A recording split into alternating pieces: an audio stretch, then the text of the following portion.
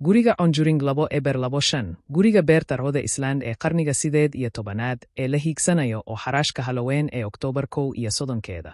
Guriga beerta ee Rhode Island ee naxdinta leh ee dhiirigeliyey filimka naxdinta leh ee 2/13 Conjuring wuxuu si rasmi ah u socdaa xaraashka la wareegida oo ku habboon iibka ayaa loo qorsheeyey Halloween. Waxay ku taal wadada Round Top ee Haristille, Burilfille. Hantidan qarniga 18aad waxay muddo dheer ahayd xudun u ah sheeko yaqaanada sare. Muddo 10 sano ah, waxay soo jiidatay ugaarsadaha rooxaanta ah, baarayaal aan caadi ahayn, iyo booqdayaal xiiso leh. Dhammaantood waxay rajaynayaan inay marag ka noqdaan dhaqdhaqaaq aan la sharaxin gudaha gidaaradeeda qarniga jiray. Xaanimada gurigu waxay dib ugu noqotaa 197 iyadii markii qoyska Perron ay sheegteen inay u adkaysteen sannado badan oo rabshado wata. Sheekadoodu waxay noqotay aasaaska mid ka mid ah ganacsiyada naxdinta leh ee Hollywoodka ugu guulaha badan, taasoo ka dhigtay guriga beerta haliyey. Laakiin waxaa ka dambeeya sumcadda qaboojinta oo jirta taariikh dhaqaale oo dhib badan oo hadda dhigtay guriga dhismaha xaraashka. Guriga Conjuring ee dhaxalka qaboojinta guriga ee Ameerika ugu dhibka badan. Guryo yar oo Ameerika ku yaal ayaa gaaray heer la mid ah sumcadda ka sarraysa tan guriga Conjuring. Baarayaasha Paranormal Ed iyo Lorraine Warren, oo caan ku ah galalka kiisas ee hauntings, ayaa si aad ah u bartay hantida kadib markii ay soo baxeen warbixinno muujinaya muuqaal xun, buuq aan la macnayn, iyo xanxanaf leh. Baadhitaankoodu waxa uu sii shiday buugaag iyo, ugu dambayntii, filimka blockbusterka ah. Soo booqdayaashu waxay inta badan qeexaan hoos u dhaca degdega ah ee heerkulka, hadhyada wareegaya qolalka, iyo dareenka la daawado.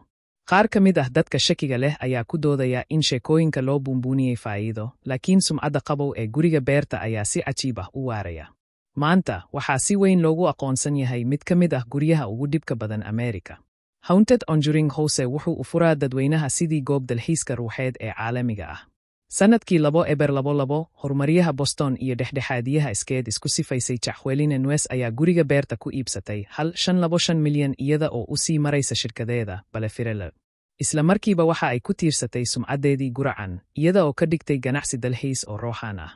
Habeen ah, baaritaanno aan caadi ahayn, iyo dalxiisyadu waxay noqdeen deeqo joogto ah, soo jiidashada taageerayaasha ka sarreeya ee adduunka oo dhan. Martida ayaa lagu dhiirigeliyey inay sahamiyaan qolalka mugdiga ah, isku dayaan isgaarsiinta ruuxa, iyo xitaa seexashada sariiraha mar ay qabsadeen Perrons. Qaar badan, fursadda ay habeen ku seexdaan guriga Conjuring waxay ahayd waayo aragnimo hal mar ah oo nolosha ah. Riyada guri ee la xumeeyey waxay isu beddeshaa khilaaf sharci iyo bulsho. Inkasta oo guulo hore laga gaaray, howlgalku si degdeg ah ayuu muran u galay. Bishii Agoosto 2023, Nunes waxay eriday maareeyaheedii guri kadib markii ay sheegtay inay uga digtay ruuxii hore ee milkiilaha John Arnold in shaqaaluhu uu xaday. Cayrinta yaabka leh waxay keentay dacwado, muranno mushahar ah, iyo eedeymo si xun ula dhaqmay shaqaalaha kale.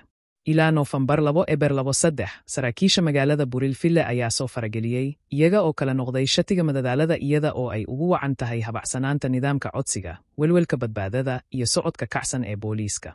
Weli, safaradu way sii socdeen, taasoo ka tagtay macaamiil badan oo lacag bixiye ah oo dalbanaya lacag celin markii dhacdooyinka ballanta la joojiyey ama la beddelay. Nunes ayaa sidoo kale isku dhacay shakhsiyaad caan ah oo ka tirsan bulshada paranormal, oo ay ku jiraan Jason Hawes, hiddiga Ghost Hunters, kuwaas oo ku eedeeyey dhibaatayn.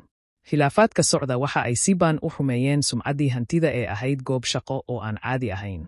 Guriga Spooky wuxuu wajahayaa xaraashka Oktoobar 3 kadib dayn la'aanta. Bartamihii 2025, dhibaatooyinka dhaqaale waxay gaadheen meel jaban. Deymaha amaahda ah ayaa ku qasbay amaah bixiyuhu inuu la wareego hantida, taasoo horseedaysa liiska xaraashka la wareegida ee loo dejiyey Oktoobar 3, 2025. Wakhtiga on Halloween laftiisa wuxuu dareemayaa ku dhowaad qoraal, xoojinta guriga ee awra ee khuraafaadka iyo qarsoodiga. Sida laga soo xigtay Chmanning xaraashka, iibka ayaa lumin doona mortgages. Hantida iyo dayn bixiyuhu wuxuu isku dayi doonaa inuu soo celiyo khasaaraha maaliyadeed. Xiisaha caanka ah ee guriga beeralayda ah. Xaraashka soo socda ayaa durba kiriyey xiisaha dadka xiiseeya iyo kuwa caanka ahba. Majaajiliiste Matt Rife iyo YouTuber Elton Aste, oo labaduba taageere u ah kuwa ka sarreeya, ayaa muujiyey rabitaan ay ku iibsanayaan guriga. Waxay horay u leeyihiin guriga Connecticut cutmar ay ku xiran yihiin Ed iyo Lorraine Warren, oo waxay yiraahdaan ku darista beeralayda Burilfille waxay gacan ka geysan doontaa ilaalinta dhaqanka iyo dhaxalka caadiga ah. Sida taageere ka mid ah Paranormal, filimka, iyo taariikhda hantida iyo dhulka ay ku fadhido, waxay noqon doontaa sharaf si ay u caawiso ilaalinta quruxdeeda, Rife ayaa ku yiri.